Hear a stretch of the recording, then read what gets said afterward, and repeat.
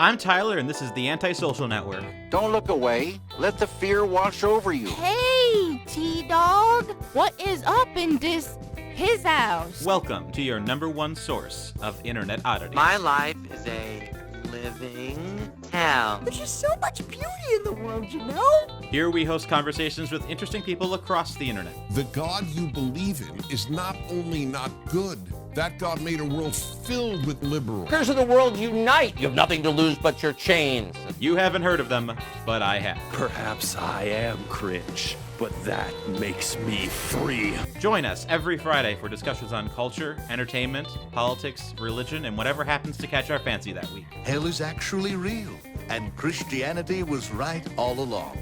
Sorry. Oh. The cities are decaying, destroyed by decades of leftist policies. Return to monkey. You're probably thinking this is some pretty deep stuff, and you're right.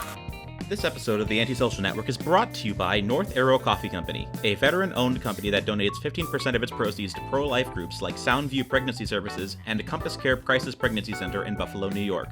Support the AntiSocial Network and use code AntiSocial10 at checkout to receive 10% off your next purchase of coffee and other coffee-related products. Thank you very much. This week we are joined once again by Tyrone Barnes, my fellow Geeks Under Grace contributor.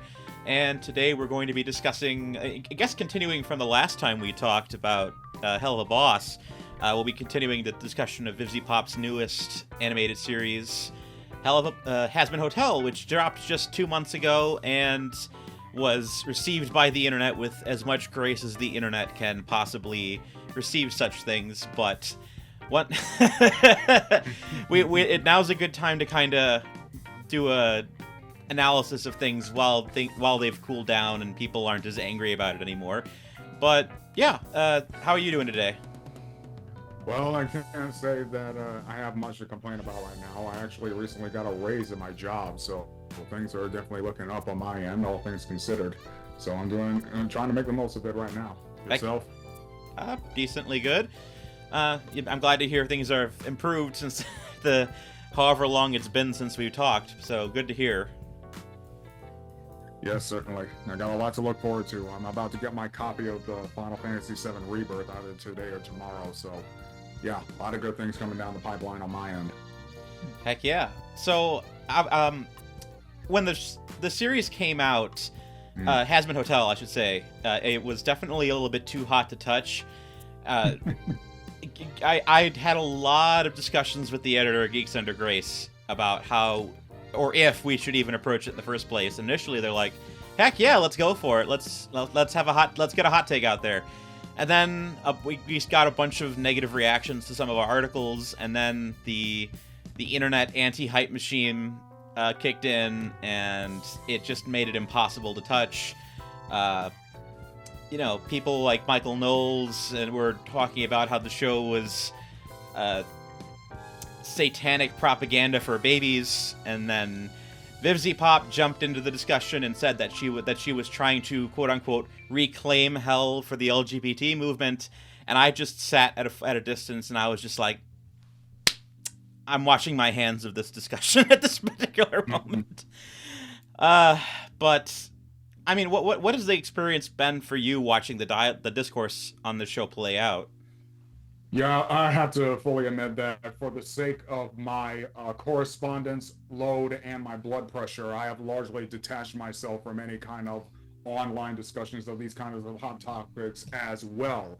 I did have opinions of my own, but I deigned not to share them throw them into that kind of cesspool, not because I necessarily hold my position to be any better than any other position, but simply because I did not want to throw oil or fuel on or gasoline onto that dumpster fire, regardless of the quality of the fuel might be. So with that said, I do remain largely, that's actually news to me that Michael Knowles, of all people, actually weighed in on that. I didn't expect him to.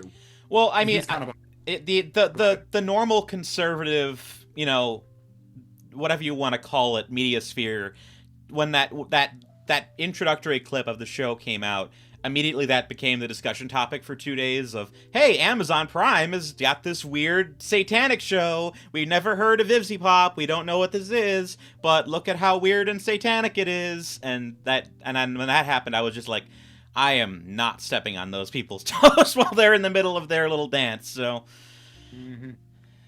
Yeah, that's kind of strange since I was there when the pilot episode for Hazbin Hotel came out on YouTube so many years ago. And I definitely enjoyed the vision that Busy Pop had, and I was interested to see where she was going with this. And I certainly enjoyed you and I had that discussion about what she was doing with Hell of a Boss. For what it's worth, I think it's kind of a mixed bag as far as like terms of moral or spiritual quality to it. Yeah, there's some good, there's some bad, and you really have to practice that all too regularly forgotten biblical virtue of discernment in order to really get the most out of it, which is something that nobody seems to want to exercise anymore, which really depresses me in a lot of ways.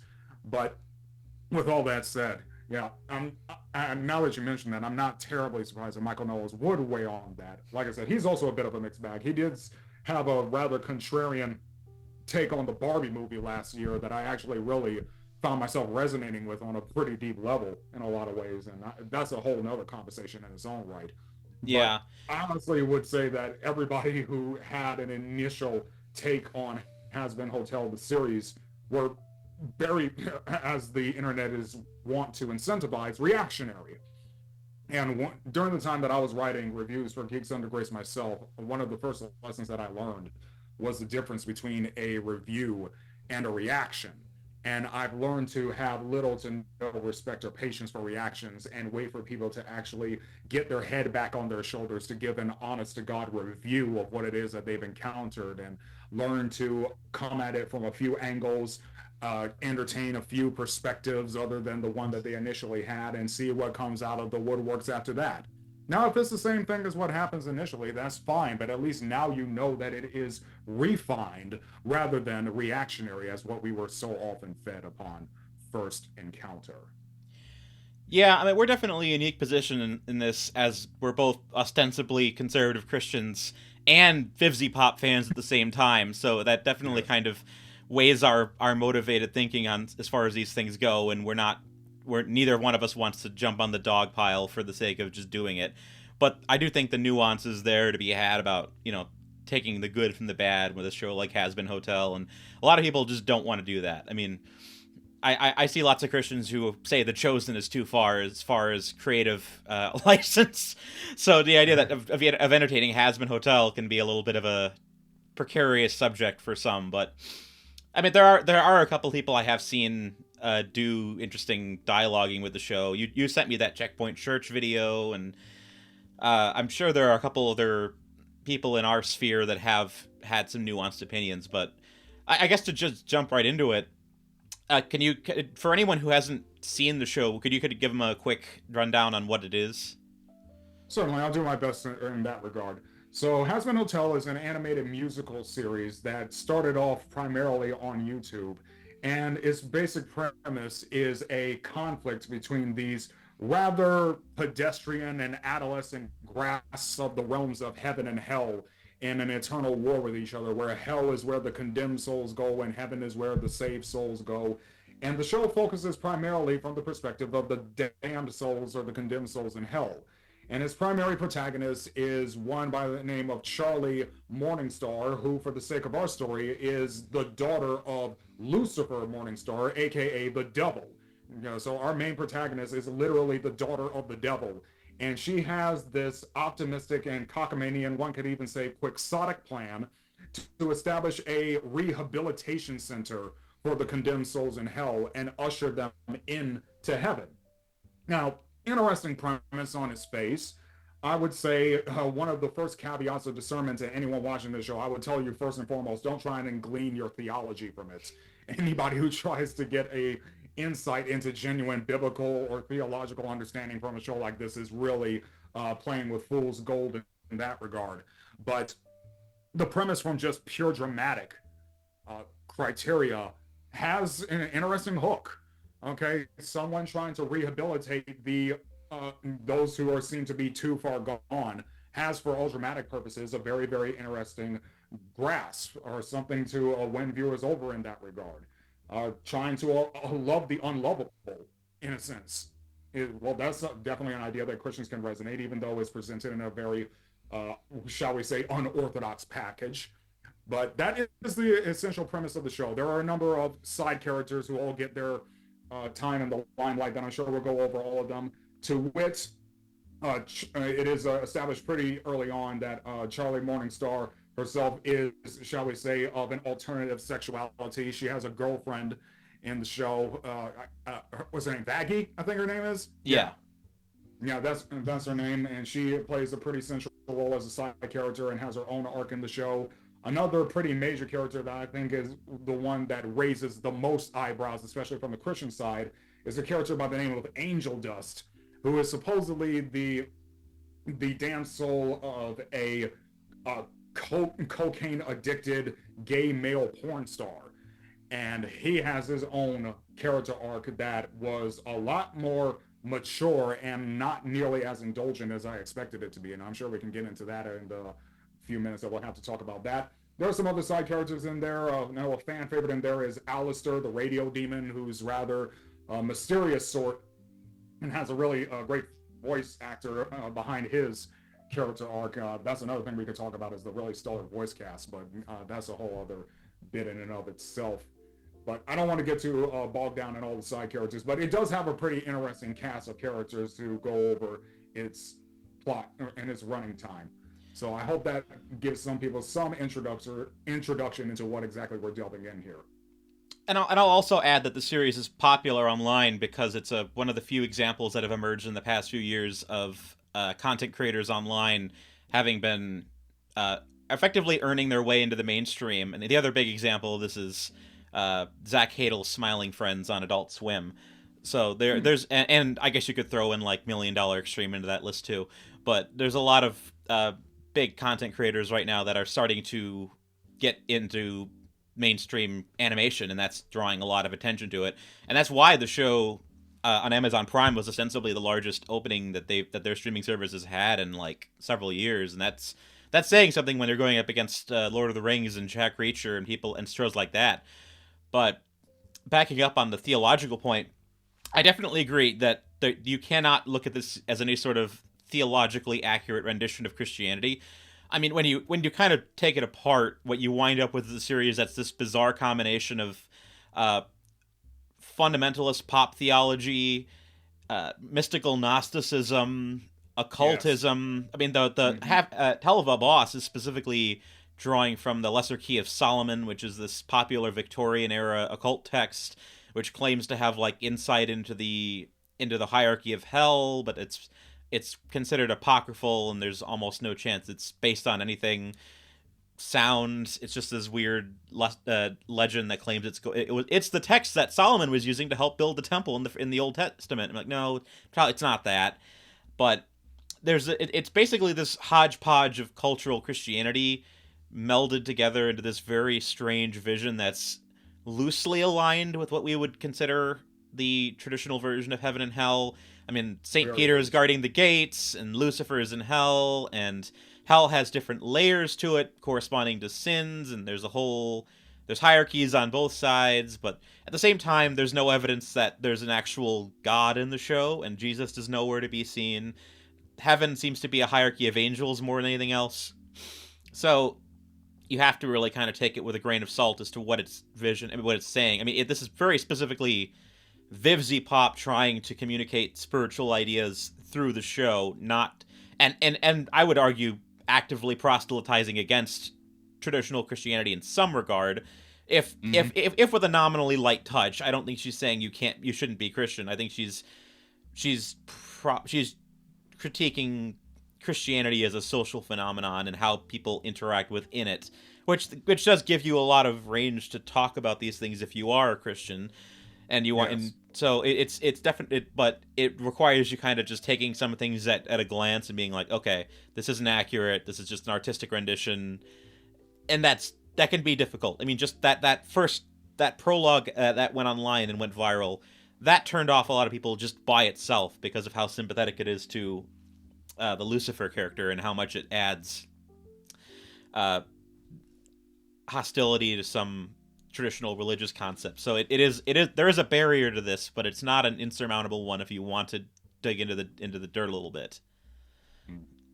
Yeah, that's really where the gold is found in the interaction that I've had with the show. My initial reaction to the show, at least on the theological side and even the moral side and the ideological side, was entirely negative at first. Like this really just seems like an infantile adolescent screed against that no nonsense troublemaking God that everyone got sick of hearing when they were kids about how he's basically just an overly strict parent who doesn't want you to have any fun and doesn't want you to love the way you want to love, etc., etc., etc., and has a problem with the way that he quote unquote made you, etc.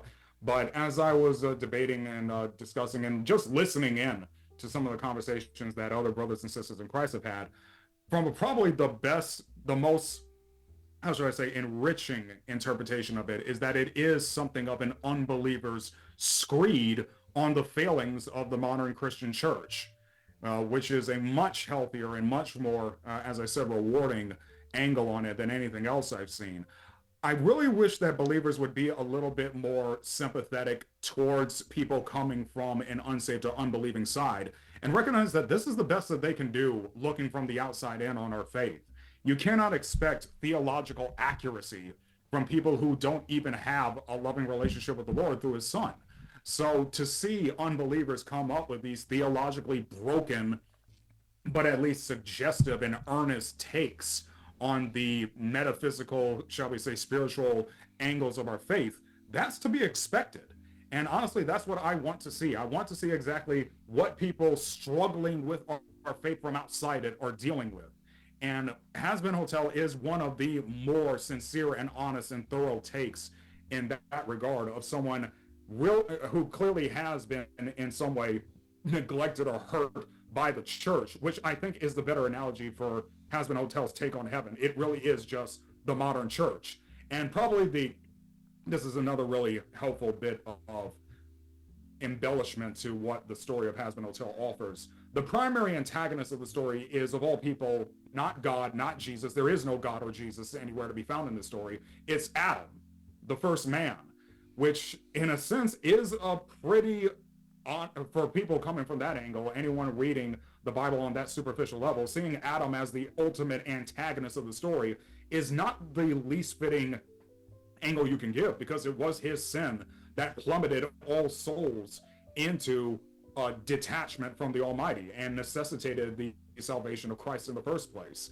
So seeing him as this horrifically narcissistic, insufferable D-bag of a character who just gets this sadistic pleasure from the idea of making the condemned souls in hell suffer and eradicate them prematurely, I can see why an unbeliever would take that kind of an angle. And it's a lot better angle than anything else I've seen from the unbelieving side in a lot of ways, instead of just this tired old trope of,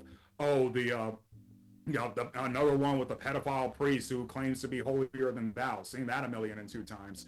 This one gets a little bit closer to the heart of what I think is going on in these people's minds, and I really appreciated it in that regard. Well, it's almost a pun, the idea that the first man is also a patriarchal misogynist. Just right. Like it's the first man. If you're within that that particular view of gender politics, and right. the way he's depicted, I mean, it cuts to the core of how soteriology works in this universe and how salvation works and what the greater conspiracy at play is, because obviously the show has not played out what the ulterior motives of everyone are yet. We don't quite know what heaven is doing or why, but we know. But the big reveal in episode 6 is that heaven doesn't know what the actual standard for going to heaven is. So it's this so salvation is depicted as being effectively arbitrary. So you have people like, there's good people in heaven, clearly, as it's depicted as being a happy place where virtuous people are hanging out, but you also have Adam, and Adam is awful in every way possible. There's nothing redeemable about him, at least at this point in the story. It's possible he might, there's people saying he might come back in season 2 as a demon, which would be a fascinating continuation of his arc if they did that. But the way he's portrayed, it becomes very clear that it's the way one gets into heaven is completely arbitrary, or at least it's at the hands of a judge that does not tell them what the rules are. and that seems to be getting at some of the. I could read that as a critique of, like, you know, salvation being at the hands of something that you can't really control, and that you can be a good person, it doesn't actually matter. Which I guess that would be the secular person's take on Christianity, being like, oh, I lived my life as a good person, but I didn't go to the right church, therefore I'm going to hell. Which I mean, a lot of Christians believe that. So, like, about other Christians, let alone atheists. Yes. So I mean, so at the very least, it's and it does add that kind of a layer of tension and mystery to the background. It's like, okay, what is salvation supposed to be in this universe? And by the end, it kind of turns on its head. I mean, I guess we'll just be in full spoiler territory, but the resurrection of Sir Pentious in the second final scene, where it's this very fascinating moment where it's almost this. I actually looked up the scripture for John 15:13 of, you know, there's nothing greater in life than to sacrifice yourself for your friends. And he literally does that in the final battle, and he immediately winds up in heaven, and everyone is mystified that it's possible. Because I mean, he has this. He actually redeemed himself, and it showed that the hotel worked. But it was an extreme circumstance, but we don't know why that means or what it's going to mean for season 2. But it shows that that redemption is possible within this universe, and it's going to throw the entire cosmology of this universe in disarray. Yeah, that was the whole doubt, that the biggest internal struggle that Charlie has is everyone telling her that her plan of redeeming damn souls is just a fool's errand. Like, they're irredeemable. There's no way that they're going to get to heaven, and they leave us with that bombshell of a cliffhanger ending that actually there is a path, even within this show's cosmology, of condemned souls going to heaven. Not too sure what the rules are. At least they don't say so explicitly. I think a more attentive viewers like you and I can point out that, yeah, it seems to have something to do with self-sacrificial love, which I think as Christians is something we can definitely get on board with, especially in light of the verse that you just quoted right there. So that definitely leaves a lot to the imagination and leaves viewers, from a dramatic standpoint, that's a really effective way of leaving us hungry for more, which is exactly what a first season of a show this ambitious, and I do think it is very, very ambitious, as well as stylish, is at least attempting to do.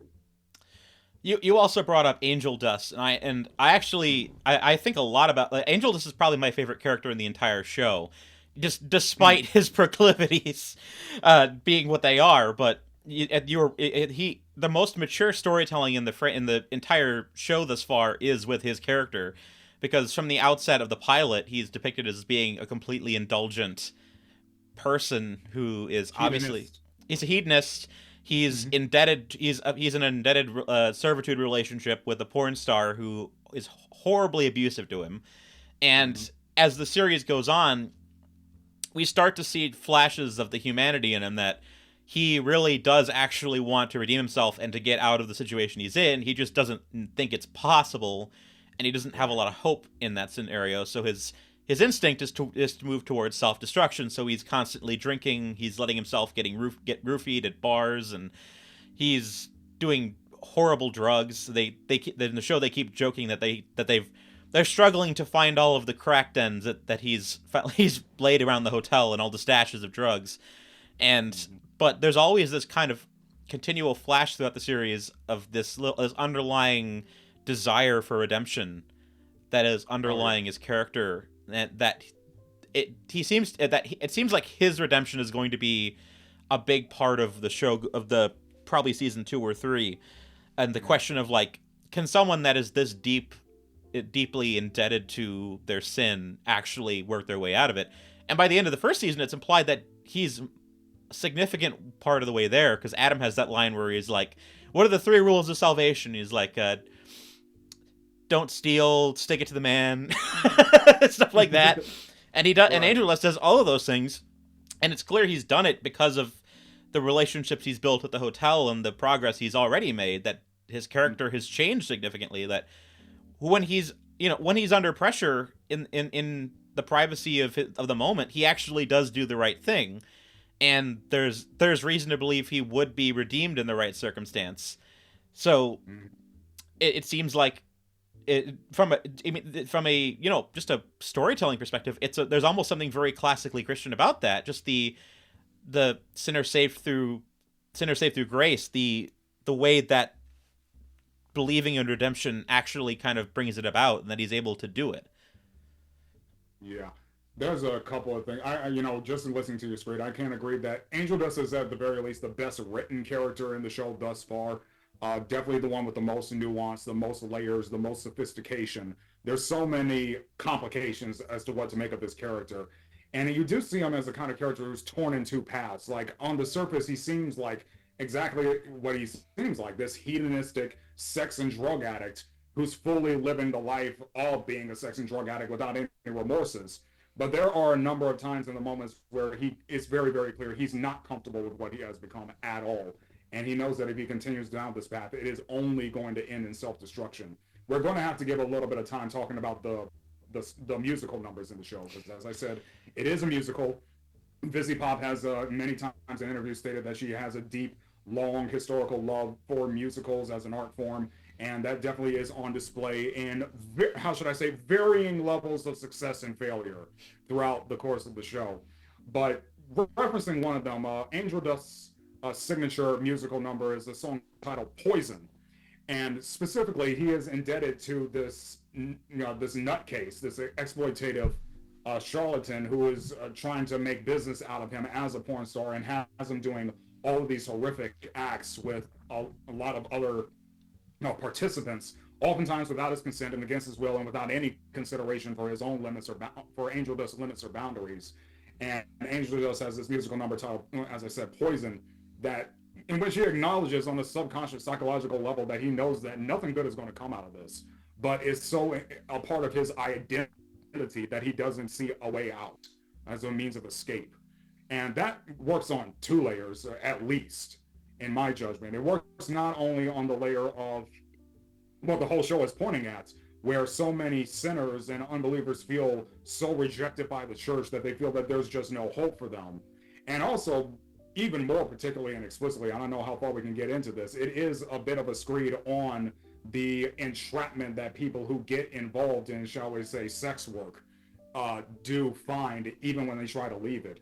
It seems to be something of a rude awakening and a common assessment among people who have left that lifestyle, that especially now, since everything is online, once you're in it, you basically are indebted to it forever, and it never seems to leave you alone. That is one industry that once you get into it, you never ever truly leave. And Angel Dust, I think, is probably the most explicit and honest illustration of that horror of anything that I've seen in any kind of mainstream media thus far. I was genuinely surprised, even considering Amazon's track record, that they would let Vizzy Pop go that far in depicting exactly what that kind of industry and lifestyle does to a person on so many levels, physically, spiritually, emotionally, mentally, etc., etc. And the fact that they were allowed to include the fact that substance abuse seems to be absolutely essential to people who work and do that line of self-harm and self-abuse for the sake of monetary gain. So that in itself was probably the boldest and most ambitious take that this entire series has to offer as a work of art and as a work of, shall we say, social commentary in that regard, at least. Yeah, I mean, the fact that the characters are so toxic definitely lends itself to a slightly more reactionary and appreciable understanding, and more, I'd say, morally realistic understanding of love and of morality than I think a lot of people nowadays would generally get away with. And it's obviously authentic to Vizzy Pop's vision, so that it'd probably be hard to divorce it. But it shows up in Hell of a Boss 2, where you have all these incredibly toxic characters who live these incredibly dangerous and unhealthy lifestyles, and it doesn't parade it around as it looks good. I mean, these are lecherous, adulterous people, and they're destroying the lives of their children and harming their neighbors, and it's like, I mean, this is just obviously morally true that this lifestyle is bad. I mean, this lifestyle writ large, however you want to define that for the sake of the discussion, but I mean, I've seen a lot of like jokey, spicy Reddit threads online where people is like, everyone in Hell of a Boss is gay. What did she mean by this? It's just like it's like this weird like. I mean, I know that part of it's just trying to be reclaiming, but there is at least a level of like honesty that hypersexual lifestyles are draining, and they do come at a cost. Yeah, I know. One of the things that I said oftentimes, even in comment section on YouTube, I was genuinely surprised that in Hell of a Boss, that is the absolute last place I would expect to find one of the most wholesome depictions of a traditional heterosexual married couple anywhere on the internet or in any kind of mainstream media. And that's specifically what are those characters' names? I haven't seen them in so long, but the one voiced by Richard Horvitz and the character that plays his wife. Moxie and Millie. Moxie and Millie. There you go. You know, those two, I would never expect a more wholesome depiction of a traditional married couple in a place like that. But that's what they gave us. And similarly, I would not expect such a raw and honest depiction of the damage and dangers of, like you said, a hypersexual lifestyle in something like Hazbin Hotel. And it also calls into attention what seems to be the real desires of everyone, not just the characters, but also the writers of the show. Like, if they're supposed to be so comfortable with their sin, if that's what, you know, so many Christians seem to be reacting to this, that if we were supposed to be so comfortable with our sin, why are they so eager to get into heaven? Why would they not just be content with the debaucherous, open-ended hedonism that hell has on offer? It seems like there's something deep within their souls that says we're meant for something better than this. Well, and I think one of the most classically Lewisian ideas in the show is in the pilot where she announces the plan of the hotel and immediately everyone in hell starts laughing at her, which I thought was like a great depiction of the element of free will that's involved in damnation. Like these people, like hell is, like as she depicts it, it's not a good place. Everyone is either a cannibal or a murderer or some sort of violent psychopath. There aren't a lot of good people running around in hell as we see, and for the most part, most of them don't actually want to be redeemed, and it's because they at some level like it. But the people that do seemingly want to be redeemed do seem to have this pathway towards it, where there's something within them that's lighting that path, that path that might actually be able to save them. And there's, I mean, I appreciate the fact that the show isn't like trying to borrow a Milton quote to make a heaven of hell and a hell of heaven. Yes, exactly. It's no, this isn't a place where you can't reform hell. This is you can only get people out of it. This is the only that's really the ultimate conclusion, at least. I don't know where the show is going to go forward, but it does seem at least that like there's not a lot of room for not portraying heaven and hell as they are. But yes, I do want to jump into a more critical side of things while we still have time.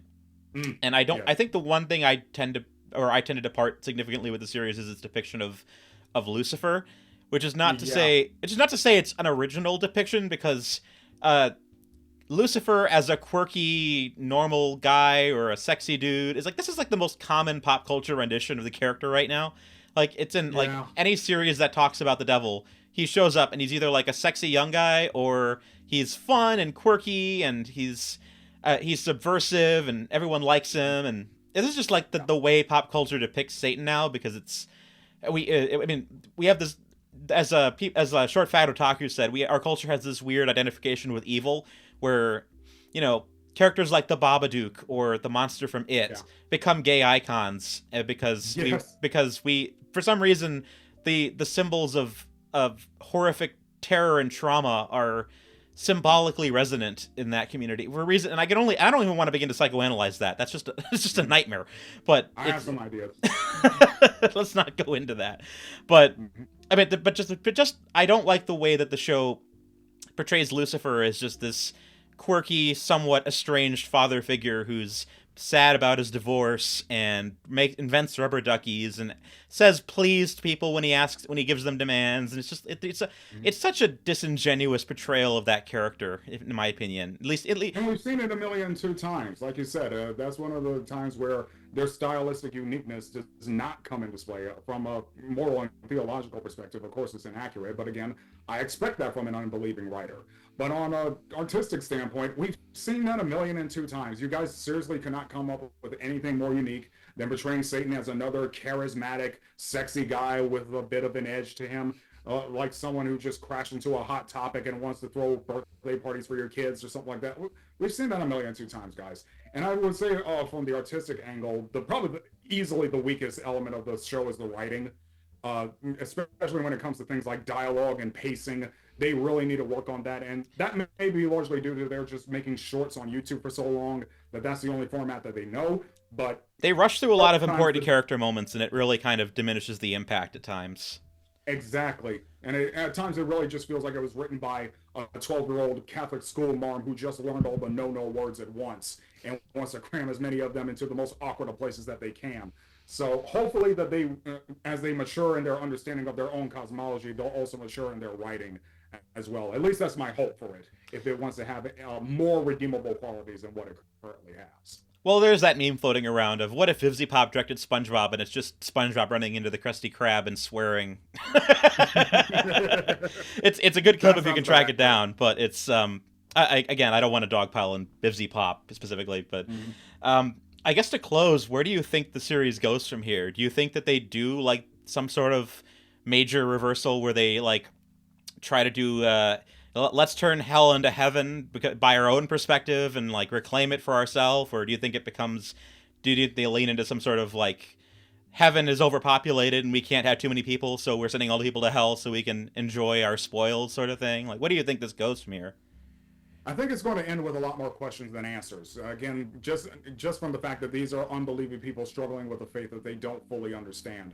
I think if it does reach some kind of ultimate conclusion, it's going to spark a lot of discussion, and it's going to incentivize a lot of questions from its viewer base, and it's not going to know how to answer those questions. Any answer it does give is probably going to be very unsatisfactory. Like, what exactly is heaven within the context of the show? What exactly is hell within the context of the show? Are we seriously going along with this broken theology of when people die, they become either demons in hell or angels in heaven, which is completely inaccurate to any kind of biblical angelic or demonological thesis that we know of? Are they going to stick with that? Are they going to revise that? Are they going to learn more as they go along?